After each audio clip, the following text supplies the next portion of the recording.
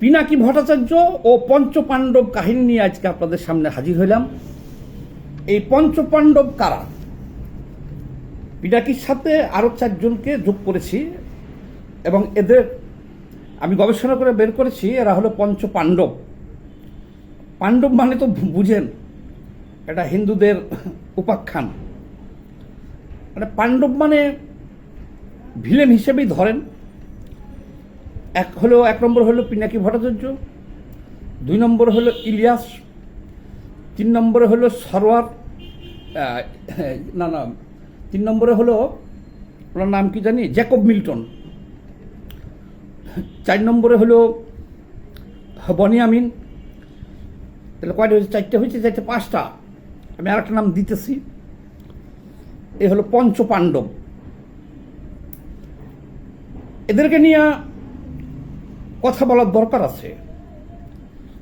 আমি প্রথমেই বলি যে কেন ভিডিওটা করতেছি। দেখেন, আচ্ছা, এরা সবাই যেমন পিনাকি দাবি করে সে একজন ডাক্তার, চিকিৎসক। আচ্ছা, তাহলে শিক্ষিত লোক না সে? শিক্ষিত। ইলিয়াসের লেখাপড়া শিক্ষা দীক্ষা কোথায়, কোন স্কুলে পড়ছে না কলেজে পড়ছে এটা জানা যায় নাই। জ্যাকব মিল্টনের লেখাপড়া সম্পর্ক আমার কোনো ধারণা নাই। ডক্টর কনক সরোয়ার, উনি নামের আগে ডক্টর লাগাইছে। ওনাকে একটা টক শোতে জিজ্ঞেস করেছিল যে কোন সাবজেক্টের উপর উনি পিএইচডি করছে বা ডক্টরটা কী ধরনের, উনি এড়াই গেছে, বলে নাই। তো যাক, সেটা নিয়ে আমার কোনো বিষয় না। আমার বিষয় হলো এই যে সমাজটা এখন সামাজিক যোগাযোগ মাধ্যমের যুগ। আমি যে কয়েকজনের নাম নিলাম, এই কয়েকজনের ভিডিও এই দেশের বাই দা বাই দেশের সব মানুষের হাতে পৌঁছে যায় ভিডিওগুলো।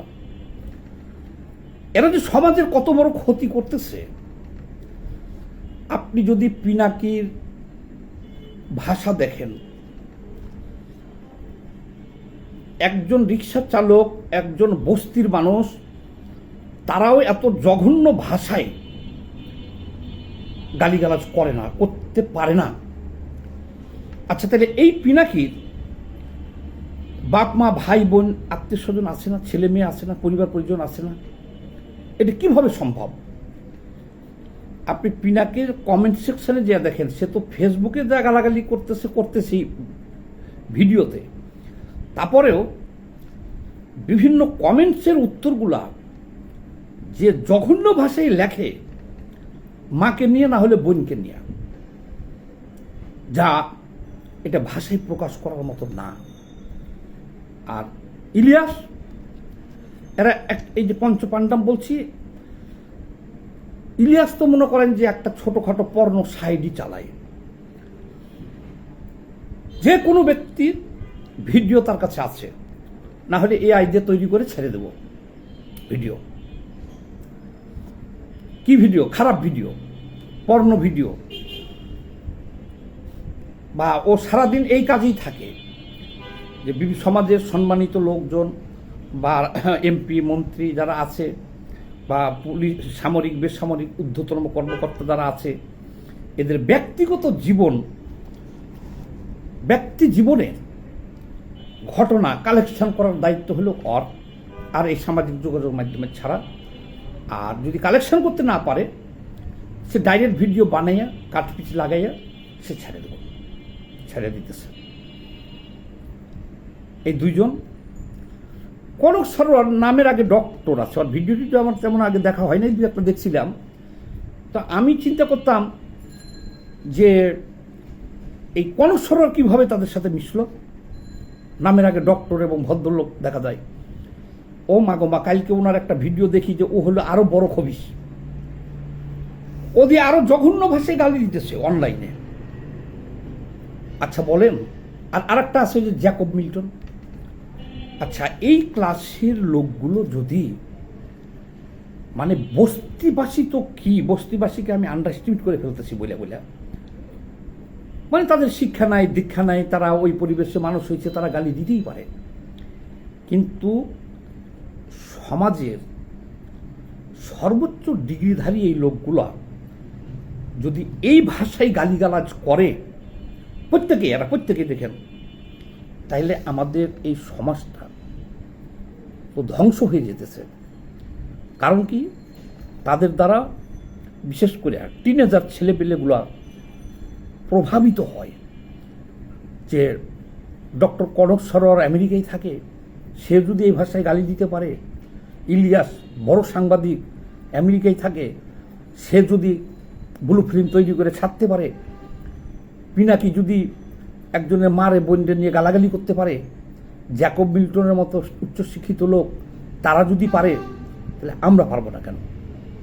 দেখেন, এদের কারণে আজকে এই তরুণ সমাজ, যুব সমাজ 1, 2, 3, 4, টিনের চালে কাউয়া, আরো কত বাজে ধরনের স্লোগান এখন বের করতেছে। আর সামাজিক যোগাযোগ মাধ্যমে কি ধরনের গালাগালি করতেছে। এই জন্য এদের বিরুদ্ধে আমাদের কথা বলতে হবে যে এরা তো মানুষের মধ্যেই পড়ে না রে ভাই।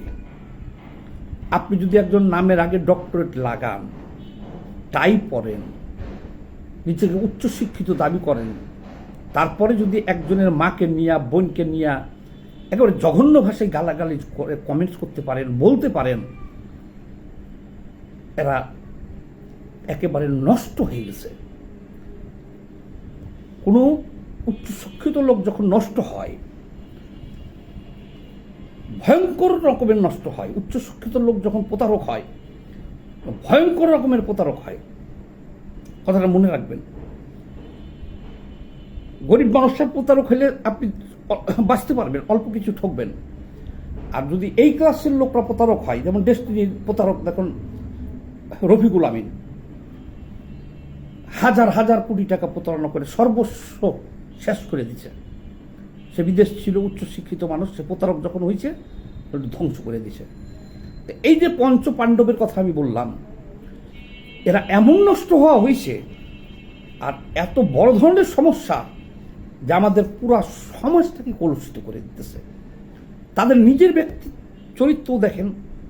এই যে অকথ্য ভাষায় যে গালিগালাজ তারা প্রতিদিন করতেছে, এই গালিগালাজ না করলে আমার আপত্তি ছিল না। জঘন্য ভাষায় ওর কমেন্ট সেকশনে যে দেখেন, এগুলো কি আমি আপনি আমাদের ফেসবুকে দিতে পারবো, বা আমাদের কমেন্টস বক্সে বা কাউকে কমেন্টস এগুলো করতে পারবেন আপনি? কারণ আপনার বিবেকে বাঁধবো কি যে আমার পরিবার পরিজন আছে, ছেলে মেয়ে আছে, ভাই ব্রাদার আছে, বন্ধু বান্ধব আছে, আত্মীয় স্বজন আছে, আবার সমাজটা। কিন্তু তারা এই পঞ্চ পাণ্ডব এরা একেবারে জঘন্য এবং ইতর হয়ে গেছে। আবার দেখেন এদের ব্যক্তি চরিত্র দেখেন। পিনাকির উলঙ্গ ছবি দেখবেন ফেসবুকে অনেক আছে, ইউটিউব ফেসবুকে অনেক আছে, কিন্তু অনেক থাকলে কি হবে, তাতে কোনো লজ্জা নাই। আমার এমনও মনে হয় যে ভিউয়ের জন্যে, প্রচারের জন্যে সে উলঙ্গ হয়েও ভিডিও করে ছাড়তে পারবে। এই যে কয়জনের নাম আমি বললাম, এরা নিজের পরিচিতি ধরে রাখার জন্যে, ভাইরাল হওয়ার জন্যে, আর এই ভিউ ব্যবসা করার জন্যে তারা গালাগালি না, শুধু তারা উলঙ্গ হয়েও ভিডিও করতে পারবে। হতবাক হয়ে গেলাম। তাহলে এদের চরিত্র সম্পর্কে একটু বলি। দেখেন, আচ্ছা দেখেন, এই যে পিনাকি কয়দিন আগে, এই যে পরশুদিন রাত্রে দেখেন, সারা দেশের মানুষ ঘুমাইতেছে, সে অনলাইনে এসে ভারী গলায় বলতেছে, দেশবাসী, মাদ্রাসার ছাত্র, স্কুল কলেজের ছাত্র ছাত্রী ভাই বোনেরা আমার, যে যেখানে আছেন সবাই রাস্তায় নেমে আসেন, আর্মি মনে হয় কুকুরে ফেললো। দেখেন এরা দেশের জন্য কত বড় ক্ষতি করে দেখেন। আচ্ছা, তার কথা শুনে যদি কিছু লোকজন রাস্তায় নামতো, কিছু হলেও লোকজন যদি রাস্তায় নামতো, তাহলে সারা দেশেই তো এখন রাস্তায় আর্মি আছে। আর্মি তো মুভ করতেছে সারা রাত সারাদিনই।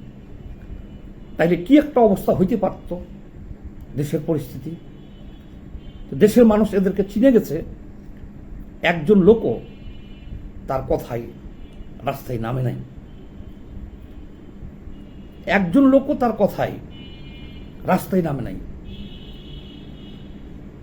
আচ্ছা, আরেকটা ব্যাপার দেখেন, এই সমস্ত লোকের পিছনে আমাদের দেশের মানুষ, তাদের মিলিয়ন মিলিয়ন ভিউ হয়, আর এত লোক তাদের সমর্থক। আচ্ছা, কেন সমর্থক হয় এটা আমি বলে দিই আপনাদেরকে। তার তো নিজের কোনো অস্তিত্ব নাই, সে কথা বলে তাদের ভাষায়। আপনি যদি এই সমাজটাকে, যারা মূর্খ, অশিক্ষিত, গাধা বা ভুল পথে আছে, এদেরকে যদি রাইট পথে আনেন, আলোর পথে আনেন, যারা অন্ধকারে আছে, মূর্খ, তাদেরকে আলোর পথে যদি আনতে চান, তাহলে তাদের বিরুদ্ধে কথা বলতে হবে আপনাকে। তখন দেখবেন আপনার ভিউ হবে না। আর ভিউ না হলেও যখন আপনি এটা ধারাবাহিকভাবে বলতে থাকবেন, তখন আস্তে আস্তে সেই লোকগুলো আলোর পথে আসবে। কিন্তু পিনাকির কাজ কিন্তু এটা না। পিনাকির কাজ হলো এদেশের মূর্খ মানুষগুলা, গর্ধব মানুষগুলা, ধর্মান্ধ মানুষগুলা, তারা কি শুনতে চায়, সে নিজেও সেই ধর্মান্ধ সাইজা, গণ্ডমূর্খ সাইজা, জাতের সাথে জাত মিলাইয়া সে ভিডিও করতেছে। তার নিজের কোনো স্ট্যান্ড নাই। যেমন ধরেন 2013 সালে সে জামাতের যুদ্ধ অপরাধীদের ফাঁসির দাবিতে আমাদের সাথে ফেসবুক ইয়াতে শাহবাগে সে মুভমেন্ট করছে, একেবারে সামনের সারিতে ছিল। এখন সেগুলো আছে ফেসবুকে, তো এখনও সেগুলো আছে, তার সাক্ষাৎকার ভিডিও করছে, লেখছে, সব আছে। আচ্ছা, তাহলে সেই লোকগুলোকে তো ফাঁসি দেওয়া হয়েছে, মরে গেছে। তাহলে এখন সে কোন আক্কিলে সেই জামাতের হয়ে প্রোপাগান্ডা চালাইতেছে এবং বলতেছে যে এই লোকগুলোকে ফাঁসি দেওয়া ভুল হয়েছে, এই লোকগুলোকে হত্যা করা হয়েছে? কেন বলতেছে বুঝেন? আর জামাত কিভাবে এটা মেনে নিতেছে যে আরে হারামজাদা, তুই তো ওখানে ছিলি মূল কারিগরদের একজন, তুই ছিলি, তোদের কারণে ফাঁসি হয়েছে। এখন জামাত ওদেরকে মেনে নিতে চায়, আর সে কিভাবে এখন এই কথাটা বলে? আচ্ছা, গেল শাপলা চত্বর। হ্যাঁ, সে শাপলা চত্বরের বিরুদ্ধে তখন অনেক অ্যাক্টিভিটিস তার আছে এই পিনাকি ভট্টাচার্য। এখন আবার বলতেছে, কাঁদতেছে, ডাইরেক্ট কাঁদতেছে যে মাদ্রাসার আবার শাপলা চত্বরের ভাইদের হত্যা করা হয়েছে। আর মানে হত্যা তো তুই করছস, যুদ্ধাপরাধীদের ফাঁসি যদি দিয়ে থাকে, তুইও এটার সাথে জড়িত, তুই দিছস, তুইও জড়িত শাপলা চত্বরের জন্য। কত বড় নির্লজ্জ আর বেহায়া একটা মানুষ হইলে যে সে নিজে এক সময় বলল যে এরা হলো জঙ্গি, এদেরকে মেরে ফেলা উচিত, এরা যুদ্ধ অপরাধী, এদের ফাঁসি দেওয়া উচিত। আবার পোল্ট্রি নিয়ে এখন বলতেছে এটা উচিত হয় নাই। আবার দেখেন, আর ইতিহাস বললে তো অনেক বড় হয়ে যাব। কোটা বিরোধী আন্দোলন যখন ছাত্ররা শুরু করলো, আমরা সমর্থন দিলাম, ছাত্ররা শুরু করলো, তখন পিনাকি একের পর এক ভিডিও করে ছাড়ছে কি যে এই ছাত্ররা ভারতের টাকা খাইয়া, শেখ হাসিনার টাকা খাইয়া তারা এই কোটা বিরোধী আন্দোলন করতেছে শেখ হাসিনাকে ক্ষমতায় রাখার জন্য, আমাদের জনগণের দৃষ্টি ফিরানোর জন্য তারা করতেছে। অনেক ভিডিও আছে, দেখেন তারা এই ছাত্র আন্দোলনের বিপক্ষে অনেক ভিডিও আছে। তারপরে শেষ দিকে যখন দেখলো যে হায় হায়, এরা তো জিতে যেতে পারে, আন্দোলন জমজমাট, তখন সে বিপ্লবী হয়ে গেল। 5ই আগস্টের কয়েকদিন আগে, 2-4 দিন আগে সে বিপ্লবী হয়েছে। আর আগে ছাত্রদের বিরোধিতাই করছে সে। এমনই বিপ্লবী হয়েছে, ওই যে তালের সাথে তাল মিলাইয়া 32 নম্বর ভাঙো, প্রথম আলো ভাঙো, কিছু টাকা পাঠাই, তোমরা জিয়াফত দাও। মানে উনি একজন মহানায়ক হয়ে গেল যে ওনার কথাতেই বিপ্লব হয়েছে এবং ওনার কথাতেই সব চলতেছে, এরকম একটা ভাব নিল। আচ্ছা, নেওয়ার পরে প্রফেসর ইউনূসের কত প্রশংসা করল, ডক্টর ইউনূসের পক্ষে অনেক প্রশংসা করছে। উপদেষ্টা আসিফ মাহমুদ না কিছু বিরোধিতা করছিল, বিরোধিতা করার পরে উপদেষ্টা আসিফ মাহমুদ সজীব ভুইয়া ফ্রান্সে যে একটা সেটিং দিয়ে আসছে তার লগে। এই সেটিংটা দেওয়ার পরের দিন থেকেই একেবারে অন্ধভাবে এই সরকারকে সমর্থন দিয়ে যেতেছে। আবার এই যে কয়েকদিন আগের থেকে এই সরকারের গালাগালি শুরু করছে 1 মাস আগের থেকে।